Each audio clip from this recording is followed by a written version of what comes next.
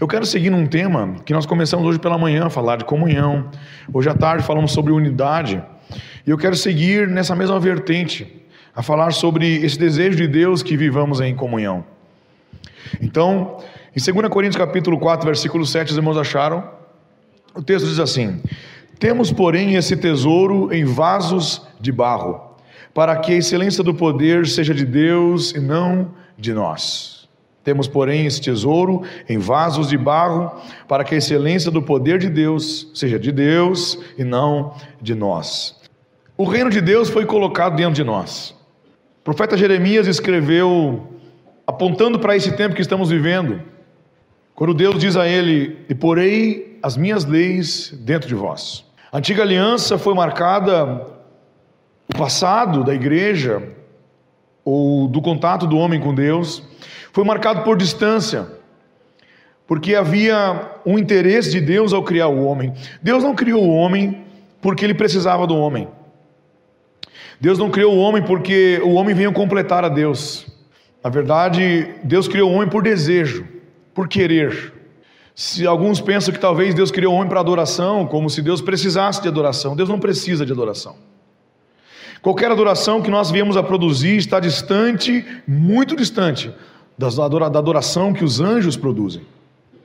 E Deus já tem isso 24 horas por dia. Todos os dias no céu, anjos cantam santo, santo, santo. Então Deus não cria o homem porque ele precisava que o homem fizesse algo para ele. Deus cria o homem por um único propósito: relacionamento. Desejo de Deus era relacionar-se. Foi por isso que ele colocou em nós o desejo de escolha. Ele colocou em nós o livre-arbítrio, a livre escolha, porque que tipo de relacionamento é esse onde você não tem opção de dizer não? É por isso que dentro de um jardim com muitas árvores possíveis, ele coloca uma dizendo: tem uma porta de saída. Jardim sem porta de saída é prisão. Então Deus faz um jardim perfeito para que o homem deseje estar com ele como ele desejava estar com o homem. A sua criação era perfeita. Então Deus faz o homem só por relacionamento.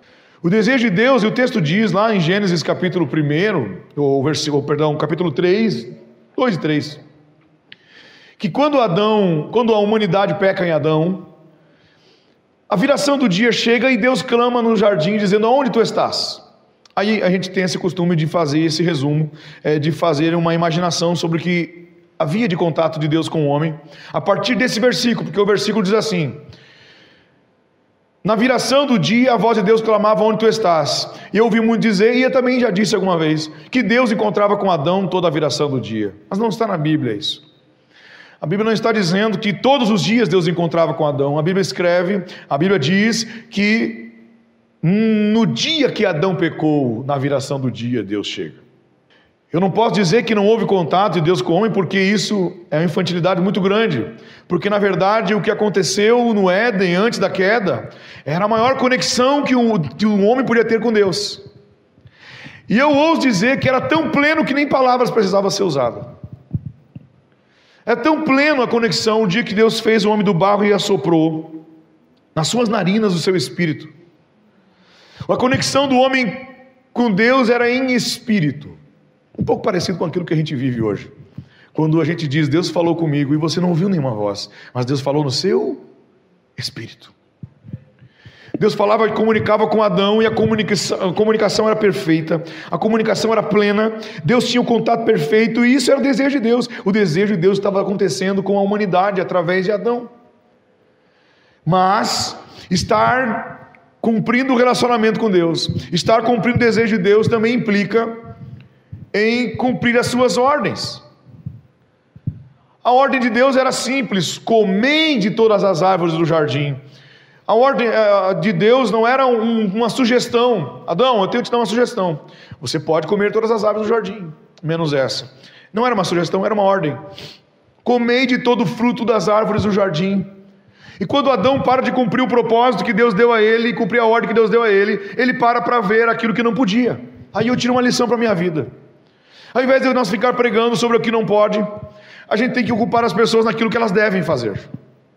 E quando você está ocupado com o propósito que Deus mandou você fazer, quando você está ocupado olhando para aquilo que você tem que fazer, você não tem tempo para olhar para aquilo que não pode. Mas eu cresci num evangelho onde é sempre o não. Parece que o evangelho é mais não do que sim. Eu cresci num evangelho onde as pessoas diziam: eu posso lá fora, agora que vou me converter, agora não posso. Esse foi o evangelho que foi nos apresentado. Olha, você vai batizar? Então é o seguinte: agora não pode isso, não pode aquilo, não pode aquilo. Nos apresentaram o inverso do que o evangelho é, porque o evangelho é muito mais sim do que não. Viver com Deus é viver mais sim do que não. E quando você se preocupa em fazer o sim que Deus disse sobre aquilo que você deve fazer, o que não se deve, você não tem tempo. Você não tem condições de olhar para aquilo que se deve. Se Adão estivesse preocupado em estar diante de todos os frutos, ele não teria tempo de olhar para o único fruto. Mas um dia ele para ouvir a voz da serpente. E o único fruto que não podia, ele passa a ser o último, ou o único que se deveria. Naquele dia, Deus estava dizendo o seguinte: a mensagem do relacionamento de Adão com Deus era: enquanto você come das árvores que eu te mandei, você está debaixo do meu senhorio, você está debaixo da minha provisão. Mas quando você comer e desejar o conhecimento, ou desejar a falsa autonomia, e na verdade essa falsa autonomia que o diabo promove e tenta promover na vida de alguns, é de fato uma mentira. Porque naquele exato momento que o diabo diz: se você fizer isso, você vai ser igual a Deus, você vai ser autônomo. Quando o diabo fala você vai ser autônomo, ele se torna os maiores escravos. E diante da árvore, o que o Satanás fez e colocou no coração deles não era simplesmente a vontade de comer um fruto qualquer. E a Bíblia diz que quando Eva pega o fruto, o texto diz assim: e Eva, vendo que era agradável aos olhos e boa para dar entendimento, o que eles queriam era ter conhecimento das coisas, como se Deus estivesse privando eles de algo bom. E os nãos de Deus não são privação. Os nãos de Deus são proteção. Deus disse não porque Deus estava protegendo eles, protegendo a relação de pai com filho. É por isso que quando eles pecam, eles rompem com a relação que Deus tem com eles, a plenitude daquela comunicação, daquela conexão. A primeira ordenança de Deus para eles é: agora do suor do teu rosto comerás, porque vocês decidiram sair do meu senhorio. Antes vocês comiam da minha mão, agora vocês vão ter que conquistar o que vocês vão comer. Ali se rompe uma relação, e alguns não entendem, acham que o Adão fez isso, culpa do Adão. Eu já vi uma irmã falando assim: irmã, estamos sofrendo isso do parto, a dor do parto, que é culpa da Eva. Mas a grande verdade é que se a Eva fosse você também cairia. Adão era eu, Adão era você. Nós éramos a humanidade, o Adão era a matriz, Adão era a forma pela qual todos nós nascemos com a natureza humana herdada dele. Eu não sei quantos anos Adão tinha antes de pecar. Se ele tinha 3.000 anos, ninguém sabia, porque a morte só vem depois do pecado. O salário do pecado é a morte só vem depois, tanto física quanto espiritual. Então ninguém sabe quanto tempo Adão vivia, mas a gente soube que a partir do momento que ele pecou, os seus dias começaram a ser contados. Adão foi feito para ser eterno, foi feito para comunicar-se com Deus para sempre, uma relação plena, genuína, onde não houvesse distância. E o que mais deixa Deus interessado em você, ou o que mais mexe com Deus, não é como você está, e sim aonde você está. Quando Deus fala no jardim: aonde tu estás? Deus estava dizendo: o que me preocupa, Adão, não é como você está, o que me preocupa é a sua distância. É que preocupa é complicado usar essa expressão para Deus, porque preocupado é uma expressão que denota uma pessoa que se ocupa antecipadamente. Deus não fica preocupado. Mas eu quis dizer, o que magoa a Deus, o que fere a Deus, é não o seu estado, não é sobre o seu estado, é sobre a sua distância.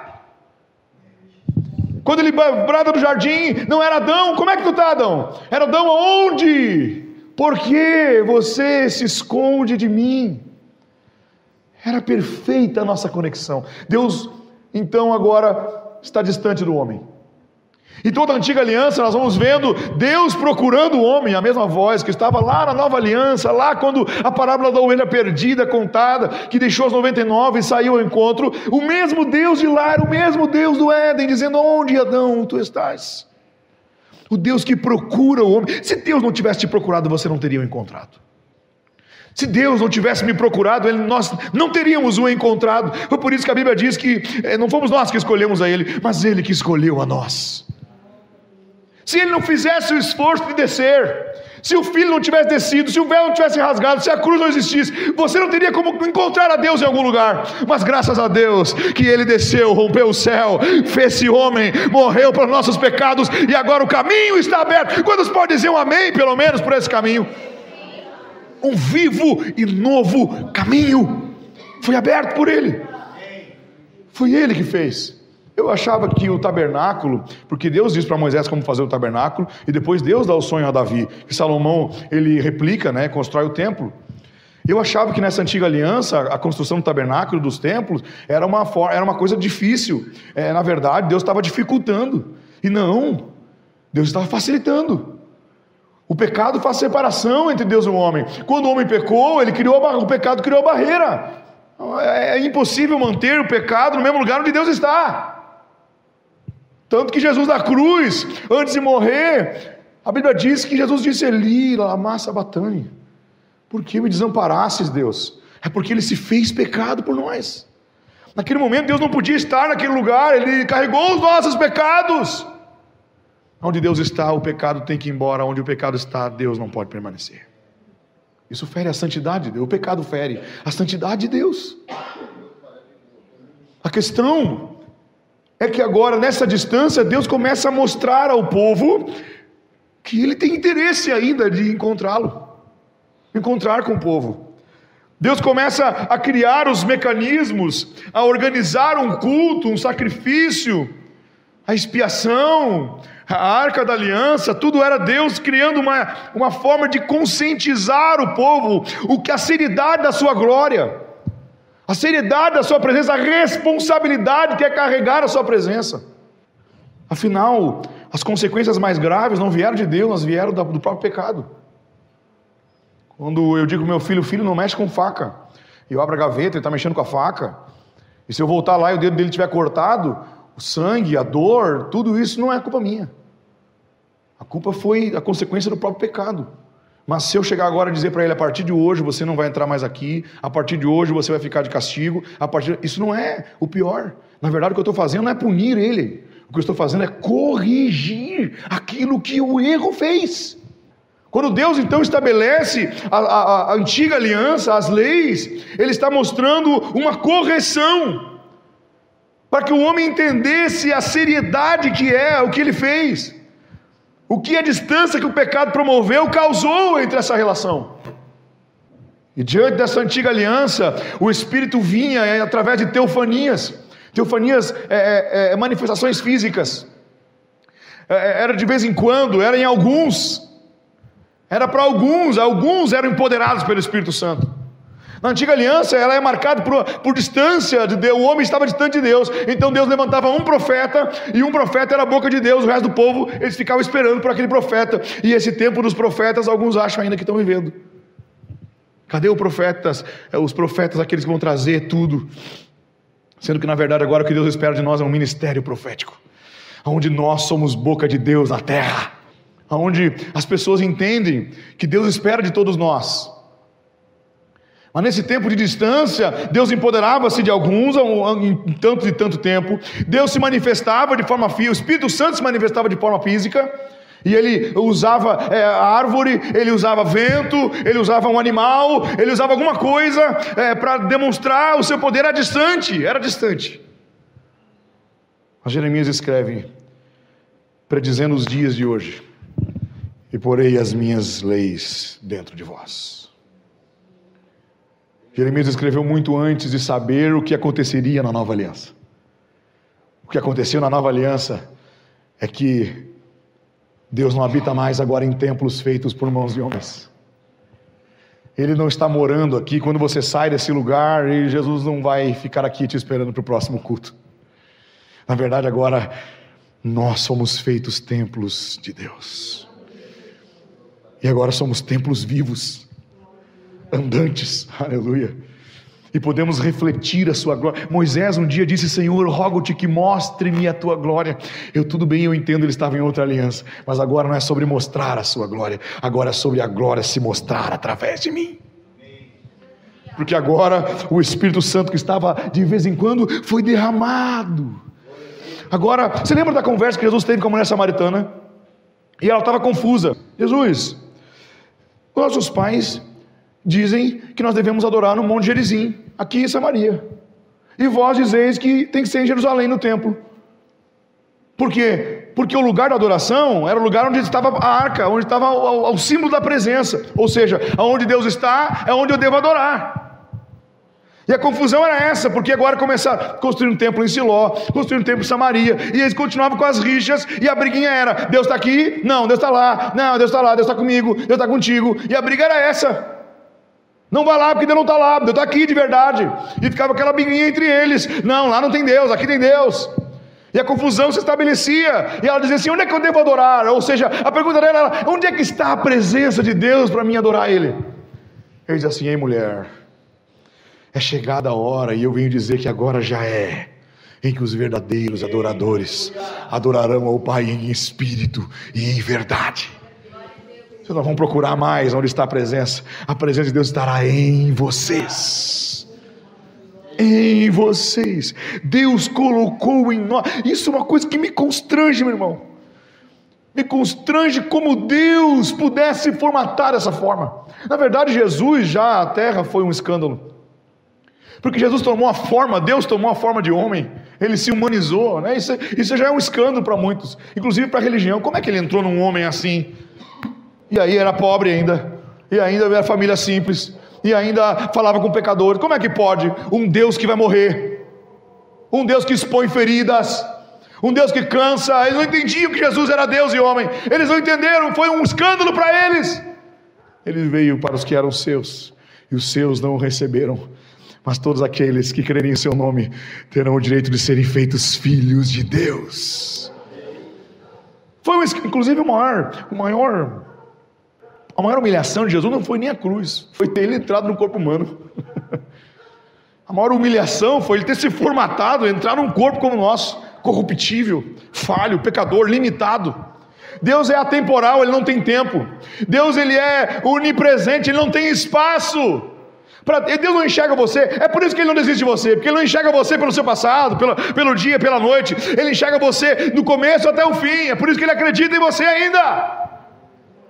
Deus não está dividido por tempo, Ele não está limitado ao nosso relógio.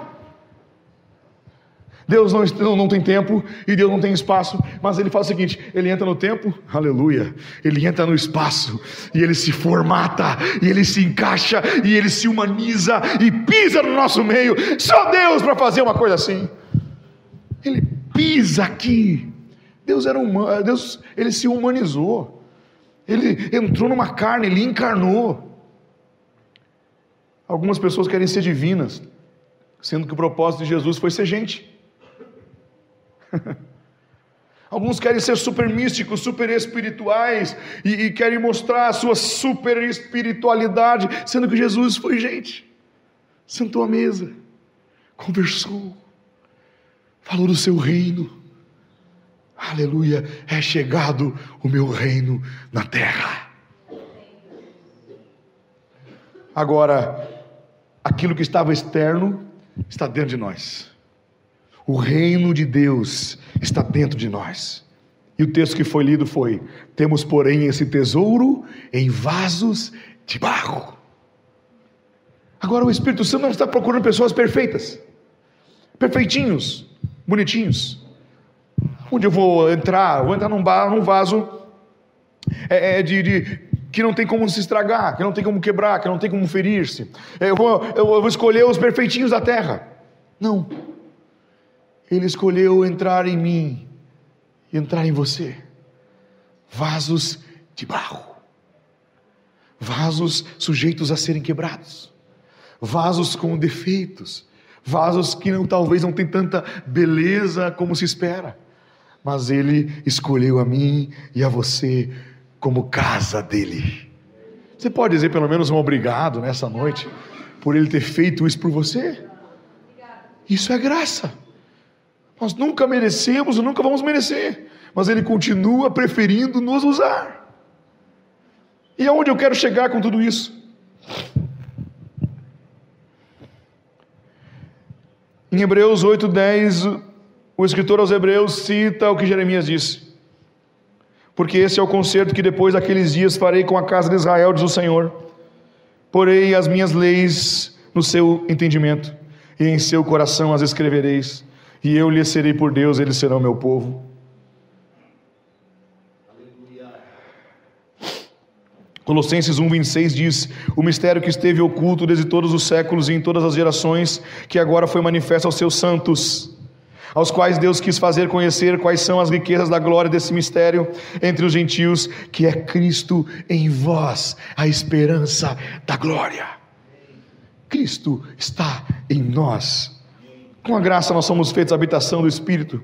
João 14:23 diz: Jesus respondeu e disse: se alguém me ama, guardará a minha palavra, meu Pai o amará, e viveremos para ele, e faremos nele morada.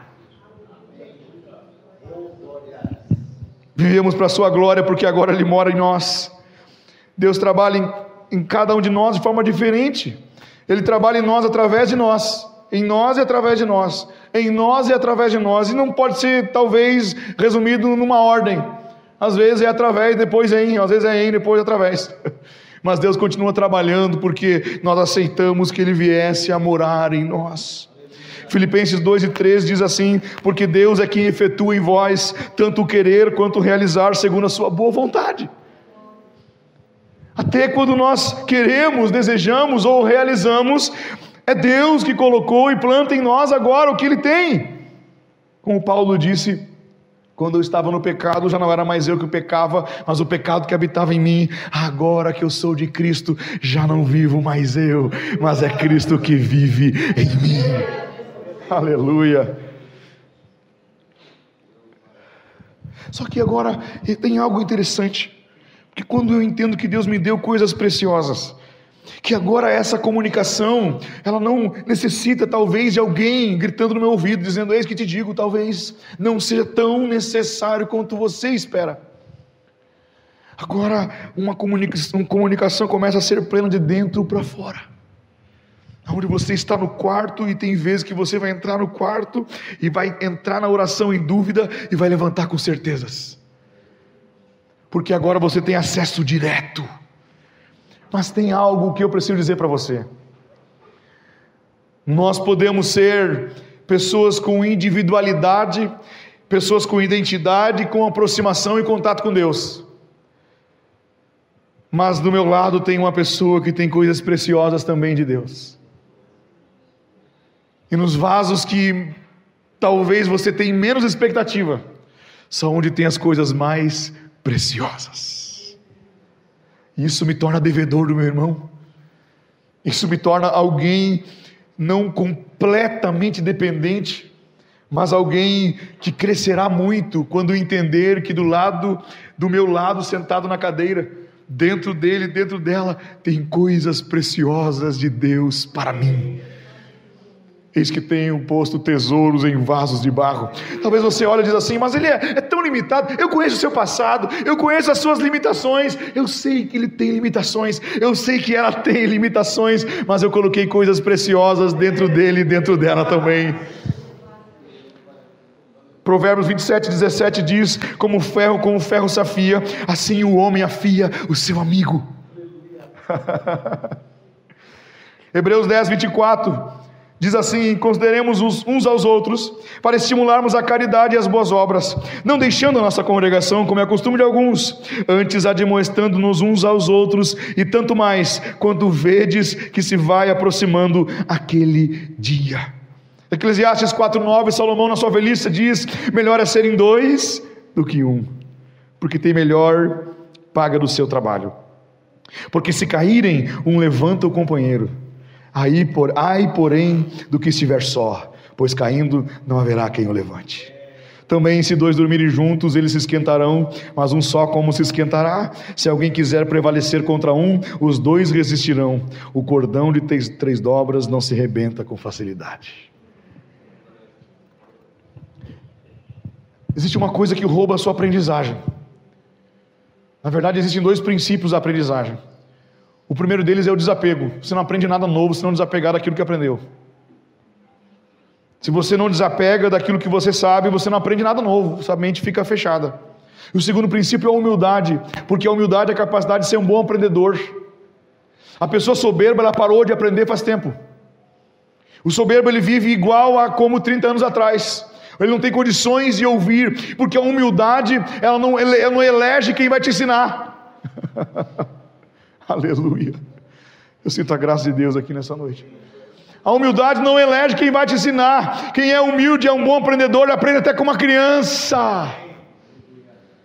Quando você reconhece que Deus usa pessoas e que Ele está em pessoas, você não pode desprezar quem senta do seu lado, por mais que ele tenha menos idade ou muito mais idade que você. Deus coloca coisas preciosas em vasos de barro. Aleluia. A pergunta que eu te faço é: você conhece bem quem está do seu lado?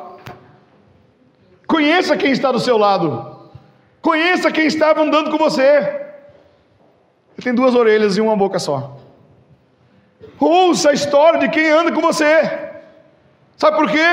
Porque se você não conhecer bem quem está do seu lado, talvez você vai deixar de ter o privilégio de aprender. Foi por isso que Jesus chegou para os discípulos e falou: o que as pessoas estão dizendo sobre mim? Olha, disseram que você é Elias, que você é profeta. Não, mas a pergunta agora que vem é a que eu quero que realmente: o que vocês dizem que eu sou? Sabe por quê? Porque se você andar do meu lado sem me conhecer, você pode viver a vida inteira sem acessar aquilo que eu sou e posso ajudar você, sem ter acesso. É incrível como tem pessoas, às vezes da nossa comunidade da fé, que andam do nosso lado e que em alguns lugares eles são pessoas de bênção. E eles mudam a vida de outras pessoas porque elas ouvem ele, elas ouvem ela. Mas eu ando do lado dessa pessoa e não acesso. Talvez dentro dessa pessoa tenha uma chave que vai abrir uma porta na sua vida. Talvez tenha uma frase que vai fazer você enxergar o mundo de outro lugar, de outra forma, de outro ponto de vista, de outra perspectiva. Talvez alguém do seu lado está com a resposta para as suas perguntas. Um bom aprendedor, uma pessoa que tem humildade, a humildade de Cristo, está buscando ser parecido com Cristo. Aprende com criança, aprende com idosos, aprende com quem chega perto. Ele mais ouve do que fala. Eu não fico impondo a minha visão, a minha forma de enxergar, mas você começa a aprender mais, a aprender e crescer quando você valoriza o que o outro carrega. Aleluia. E vós, quem dizeis que eu sou? Jesus estava dizendo: ei, discípulos, se vocês não conhecerem de fato quem eu sou, se vocês não reconhecerem quem eu sou, porque se você me resumir a ser um profeta, você vai deixar de me ter como Cristo. Há pessoas que você já criou, nós já criamos o estereótipo, já resumimos numa palavra. Não, esse aí é o assim. Você deixa de conhecer mais da sua história e valorizar o que ele tem. E eu preciso dizer que você nunca será valorizado por quem você não valoriza. Mateus 8,6 conta a história do centurião. Ele chega a Jesus e fala: Jesus, o meu servo está enfermo e vai morrer. E ele está conversando ainda e chega alguém correndo dizendo: o seu servo morreu. E Jesus fala: eu vou lá curar ele. Ele diz assim: não sou digno que entre na minha casa. Diga apenas uma palavra e meu criado sarará. Sabe por quê? Porque eu também sou um homem sujeito à autoridade. Ele não estava dizendo que ele era a autoridade. Ele estava dizendo que era sujeito à autoridade. Ou seja, a sua autoridade é medida com a capacidade que você tem de sujeição a outra autoridade. Porque algumas coisas que você precisa de Deus estão em outras pessoas. Olha que incrível o encontro que Paulo teve com Jesus. Paulo está no caminho de Damasco, indo para perseguir cristãos, e Jesus chega e derruba ele e fala: Paulo, por que me persegues? Agora, olha que interessante. Paulo diz, Atos 9,5: quem é, Senhor? Ele disse: eu sou Jesus, a quem tu persegue. Contudo, levanta-te e entra na cidade, pois lá alguém te revelará o que deves realizar. A Bíblia diz que quando Jesus chega, a primeira coisa que acontece com Paulo, ele fica cego. Irmão, o mesmo Deus que deixou Paulo cego, o mesmo Jesus que chegou para deixar ele cego, era o mesmo Jesus que poderia ter curado os olhos dele, mas ele preferiu usar alguém para curar. Jesus pode fazer o que ele quiser sem usar a nós, mas ele preferiu usar você, ele prefere usar você. Eis que eu tenho colocado tesouros em vasos de barro. Ele podia dizer: Paulo, eu te fiz cego, agora eu vou abrir teus olhos, vou te dar uma missão. Mas ele diz: vai lá que vai ter um Ananias, tem alguém para colocar a mão em você, tem alguém que precisa do que você está procurando, alguém talvez do seu lado, tem a palavra, tem a informação, tem a direção, tem a conexão certa, tem uma mão com unção para te dar aquilo que você tanto precisa. É por isso que você precisa valorizar quem está do seu lado. Oh Jesus, eu sinto a glória de Deus. Deus está ativando alguém a entender a preciosidade que nós carregamos. Às vezes você chega na igreja ou chega na casa de alguém e tem tanta coisa para dizer, e você quer ajudar tantas pessoas. Agora imagine quantas pessoas passaram por você que tinham as respostas e você não tirou elas. O sucesso, o seu sucesso em qualquer área da vida é medido pela capacidade de honra que você deu a quem tinha direito na sua vida.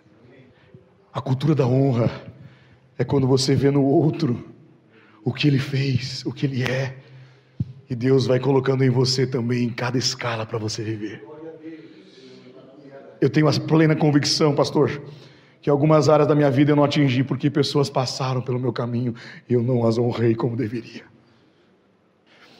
Uma pergunta certa pode abrir a chave das portas da sua vida. Conheça quem está do seu lado, valorize quem está do seu lado, ame quem está do seu lado, acesse a mesa de quem está do seu lado. Há pessoas que estão com a mesa preparada, mas os amigos não estão vindo. Então a ordem de Deus é: manda trazer os mancos, os aleijados, os pobres, mas eu vou sentar à mesa com alguém.